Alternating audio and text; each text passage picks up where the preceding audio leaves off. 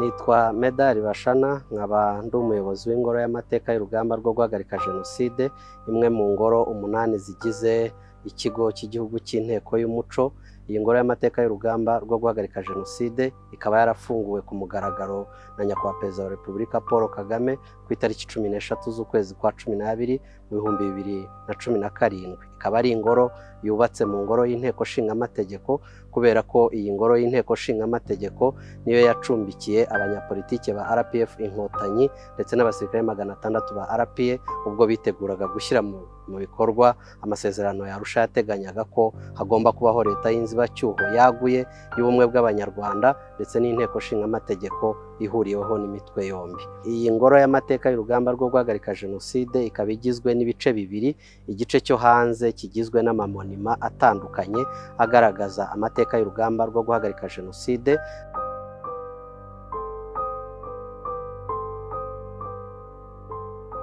hanyuma n'igice cy'imbere gikubiyemo nanone ibyumba bigera kuri 11 nabyo bikubiye mu bice bitatu, aho twibanda cyane cyane ku nzira y'imishyikirano ya Arusha, ndetse tukanareba ikindi gice kijyanye n'uko umugambi wa Jenoside wateguwe nuko washyizwe mu bikorwa, ndetse ibakaba ari nabyo bisasira itangwa ry'itegeko ryatanzwe ku itariki 7 z'ukwezi kwa 4 muri 1994,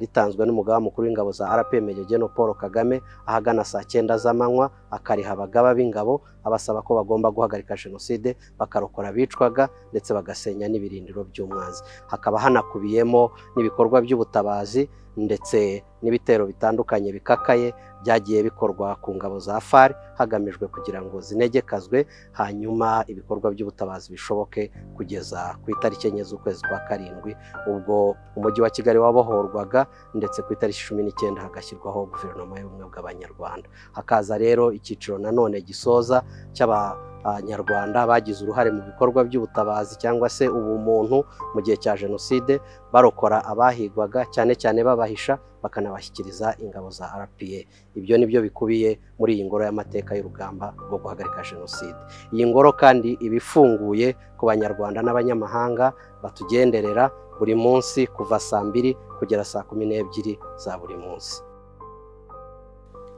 Ku itariki 7 z'ukwezi kwa 4 muri 1994, umugaba mukuru w'ingabo za RPA Major General Paul Kagame yatanze itegeko ryo guhagarika Jenoside, kurokora abicwaga ndetse no gusenya ibirindiro by'umwanzi. Ku ikubitiro iri tegeko ryashyizwe mu bikorwa na batayo ya 3 yari iri ahangaha muri iyi ngoro y'inteko nshingamateko, ndetse iyi batayo ya 3 ikaba yarirwanyeho kuva ku itariki 7 kugera ku itariki 11 kugeza ubwo izindi ngabo zari ziturutse mu majyaruguru zirimo Alpha Bravo 59 Combined Mobile Forces zaje kubatera ingabo mu bitugu.